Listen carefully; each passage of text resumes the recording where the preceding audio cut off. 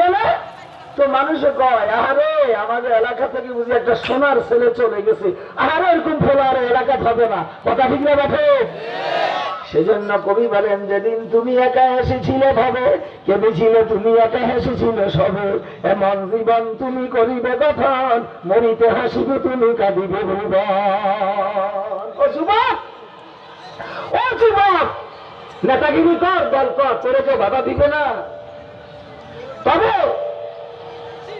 তুই এমন একটা জীবন গঠন কর যাতে করে তুই মরার পর দুনিয়ার মানুষ তোর জন্য কাঁদে, তোর জন্য আফসোস করে। যার ভিতরে ভদ্রতা নম্রতা আছে, আল্লাহ তো খুশি, আসমানের ফেরেশতাও তার উপরে খুশি। কথা ঠিক না? এই ঘটনা শেষ দিয়ে আমি মূল আলোচনায় যাব। নবীজির একজন সাহাবী ছিলেন, নাম হইল মাবিয়া ইবনে মাবিয়া। বলেন না কি?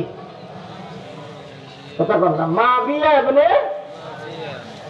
এই মাবিয়া ইবনে মাবিয়া এই সাহাবী যখন ইন্তেকাল করেছে, আপনাকে মনোযোগ আছে নাকি পুরা? জিবরাইল আমিন আইসা নবীজির কাছে বললেন, ইয়া রাসূলুল্লাহ, আপনার একজন সাহাবী মারা গেছে, মাবিয়া ইবনে মাবিয়া, আপনি তার জানাজার ইমামতি করতে হবে। নবীজি বললেন, কোথায় মাবিয়ার বাড়ি আর কোথায় আমি? 60 মাইল দূর। কয় মাইল? জোরে কোন না, কয় মাইল? জিবরাইল আমিন বললেন, ইয়া রাসূলুল্লাহ, আমি আমার দুইটা ধানা দিয়ে একটু নাড়া দেব, এই মুহূর্তের মধ্যে মাবিয়ার লাশ আপনার কাছে হাজির হয়ে যাবে। জিবরাইল আমিন একটু নাড়া দিলেন, মাবিয়া ইবনে মাবিয়ার লাশটা নবীজির সামনে হাজির। জিবরাইল আমিন বললেন, ইয়া রাসূলুল্লাহ, মাবিয়ার লাশটা হাজির হয়ে গেছে, চলেন না।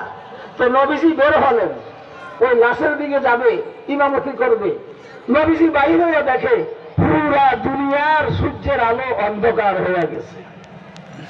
নবীজি বললেন, জিবরাইল, সূর্য গ্রহণ লাগছে নাকি? হুজুর কেন? তো পুরা দুনিয়া অন্ধকার হয়ে গেল। জিবরাইল আমিন বললেন, ইয়া রাসূলুল্লাহ, সূর্য গ্রহণ লাগে নাই। তো কি হয়েছে?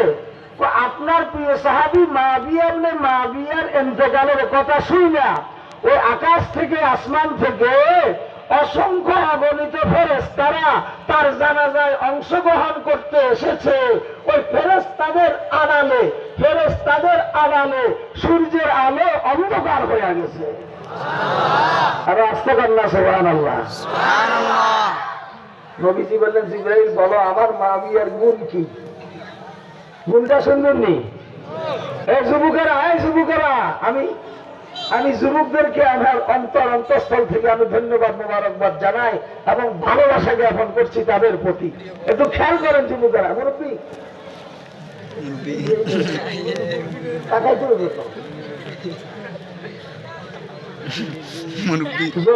হাত তুললেন। নবীজি বললেন, জিবরাইল, আমার সাহাবীর গুণ কি? তো জিবরাইল আলাইহিস সালাম বললেন, ওগো নবীজি, আপনার এই সাহাবীর গুণ হলো দুইটা। কয়টা? এক নম্বরে গুণ হইল, আপনার এই সাহাবী কোরআন শরীফের একটা সূরা আছে, কুল হুয়াল্লাহ সূরা। কোন সূরা? সূরা ইখলাস। এই সূরাটারে বেশি বেশি তেলাওয়াত করতেন। সূরা ইখলাস একবার পড়লে 10 পারা কোরআন তেলাওয়াতের সওয়াব আমলনামায় লেখা হয়ে যায়। 3 বার পড়লে 1 খতম কোরআন তেলাওয়াতের সওয়াব আমলনামায় লেখা হয়ে যায়। 10 বার পড়লে আপনার জন্য আল্লাহর জান্নাতে স্বর্ণের একখানা বারাখানা তৈরি হয়ে যায়। লাভ না লস? তো করতে গিয়ে অসুবিধা হবনি। আলোচনা কিন্তু আমার সেদিকে না, সাহাবীর গুণের কথা বয়ান করতে যা বলতেছি। নবীও তার একটা গুণ ছিল, সূরা ইখলাস, কুল হুয়াল্লাহ সূরাটার মহব্বত করতেন, বেশি বেশি তেলাওয়াত করতেন, এই একটা গুণ। আর দ্বিতীয় গুণ ছিল, সে দুনিয়াতে চলাকালীন মানুষের সাথে ভদ্রতা, নম্রতা, নমনীয়তা দেখাইয়া নিজেরা ছোট বানাইয়া চলতেন, মুরব্বীদের সম্মান করে চলতেন। এটা ছিল তার দ্বিতীয় গুণ। এই দুইটা গুণের কারণে তার উপরে আল্লাহ তো খুশি খুশি, ওই আকাশের ফেরেশতারাও তার উপরে সন্তুষ্ট হইয়া তার জানাজায় হাজির হতে বাধ্য হয়েছে। সুবহানাল্লাহ বলেন না? সুবহানাল্লাহ।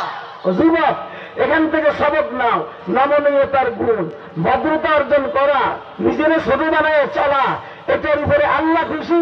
ওরে ওই আল্লাহর এই সৃষ্টি জগতে যারা আছে এরা খুশি, পশু পাখিও খুশি। কথা ঠিক না রাখে?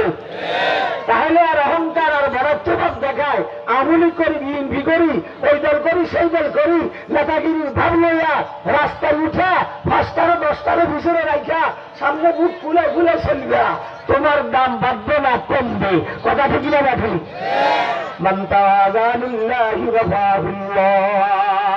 আল্লাহ নবী বলেন যে আল্লাহর জন্য দুনিয়াতে নিজের নিজে ছোট বানায়।